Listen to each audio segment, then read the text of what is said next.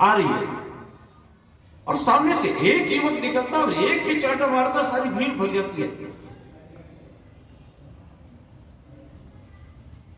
क्या होता है? उसका आत्मबल बड़ा हुआ होता है। लेकिन इन सबसे भी बड़ा बल है संगठन का बल। ये संगठन का बल सबसे बड़ा बल।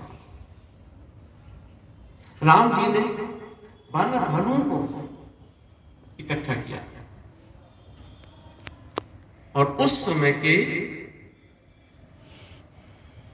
रावण को, राक्षस राज रावण, देवताओं को भी इसने बंदी बना लिया था। सबको कष्ट दे रहा था, कोई कुछ नहीं कर पा रहा था। तो दशरथ राम थे, अयोध्या से सेना मंगवा सकते थे, लेकिन किनको इकट्ठा किया? छोटे छोटे वानर भालुओं को। और उस संगठित शक्ति के आधार पर रावण पर विजय पाई।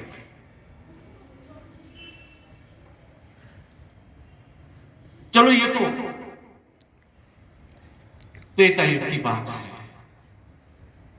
महाराणा प्रताप साधारण से लोग भी वनवासी और कितनी बड़ी शक्ति से लोहा लिया? अकबर से। रात के सपने में अकबर को महाराणा प्रताप दिखाई पड़ते थे, डरता था। तो ये जो संगठित शक्ति होती है, ये है काम की। शिवाजी महाराज ऐसे ही लोगों को इकट्ठा किया और हिंदवी साम्राज्य की स्थापना की। कहने का तात्पर्य ये कि जो संगठन की शक्ति है, और सबसे अगर अच्छा उदाहरण आप देखना चाहते हैं तो अपने ही संगठन को देख ले। संगठन की शाखा देखने में एक छोटी सी शाखा, 25-30 युवा बाल खेल रहे हैं एक मैदान में, भगवा ध्वज लगा हुआ है। कहेंगे राष्ट्रीय स्वयंसेवक संघ की शाखा है, लेकिन उस राष्ट्रीय स्वयंसेवक संघ का स्वरूप कैसा है? जैसा संकल्प कर लेते हैं वो संकल्प पूरा करते हैं। स्वयंसेवक चाहे इतने से इकट्ठे होके आए होंगे, लेकिन आज अगर नगर में देखोगे जाके तो चर्चा होगी राष्ट्रीय स्वयंसेवक संघ का भगवा ध्वज लेकर के स्वयंसेवक निकले थे संचलन करते हुए। उनमें और शक्ति का संचार हो रहा है। अर्थात ये जो संगठन की शक्ति है,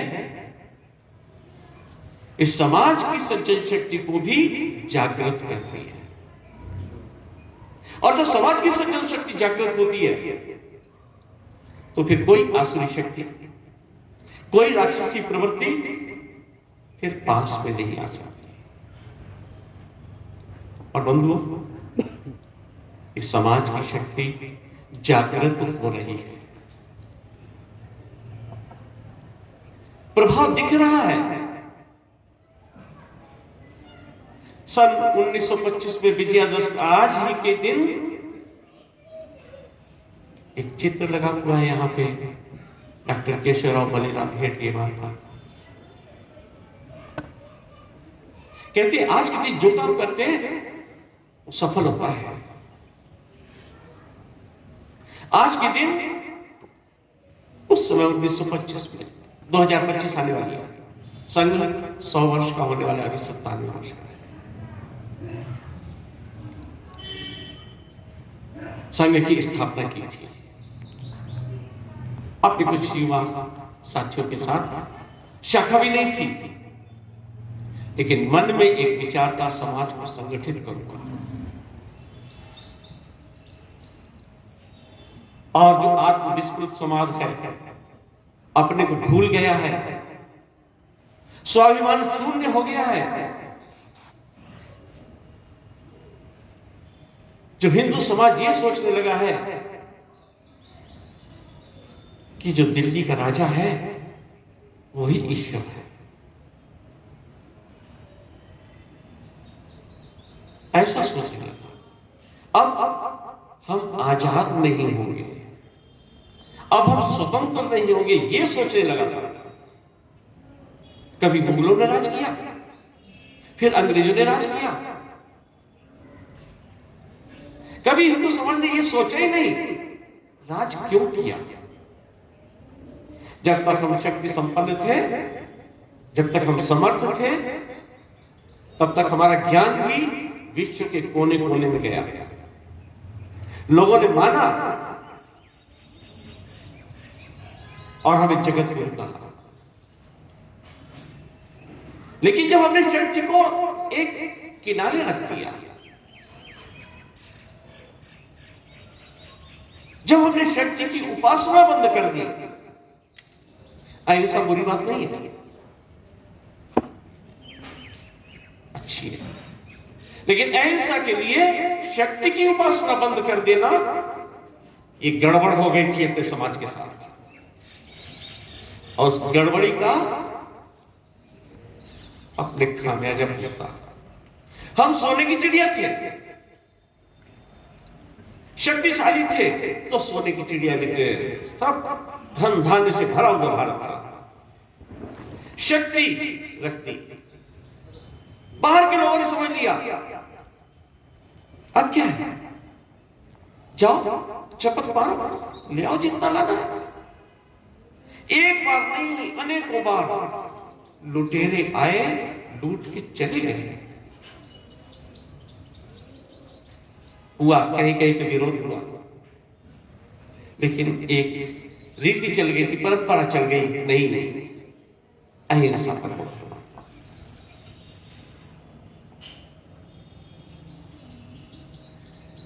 तो फिर अपना इतिहास हमें बताता है कि हम कैसे हो गए। और ज्यादा नहीं, कुछ समय पहले मुंबई में जो आतंकी हमला हुआ था, उस समय तक की स्थिति क्या, हम शक्ति संपन्न होते हुए भी, हमारी सेना बहुत मजबूत होते हुए भी, चाहे वो लोकसभा पे हमला हो, चाहे मुंबई का हमला हो, आतंकवादी, हम केवल बयानबाजी करके रह गए। लेकिन 2016 में पूरी सेक्टर में सोते हुए जवानों को कुछ आतंकवादियों ने घुस के और मार दिया। 16 आतंकवादी, 16 अपने जवान शहीद हो गए, सो रहे थे। ऐसी अपेक्षा नहीं थी कि कोई ऐसे में हमला करे, हमला भी नहीं हुआ था। 5-6 आतंकवादी आए, गोली चला के खत्म कर गए। लेकिन तब उसके बाद क्या हुआ, उसके बाद पीओके में उनके घर में घुस के 150 आतंकवादियों को खत्म करके और अपने सैनिक वापस आ गए। नहीं, पहले ये नीति थी कि नहीं, जाना नहीं, दूसरे देश में नहीं जाना, तो बयानबाजी हो जाती थी बस।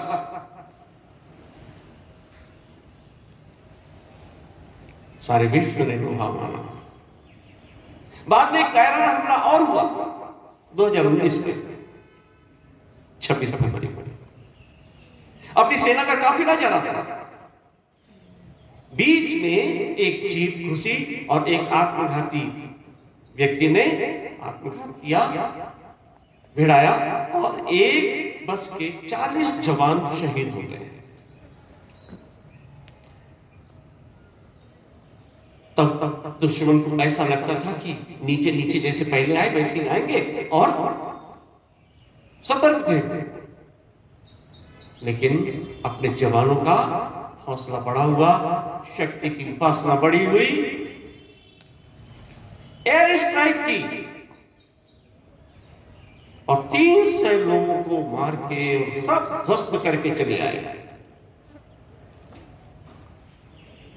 सारे विश्व में तब से लेकर के आज तक भारत की छवि एक निर्भीक, एक निडर और एक शक्तिशाली राष्ट्र के रूप में बनी है।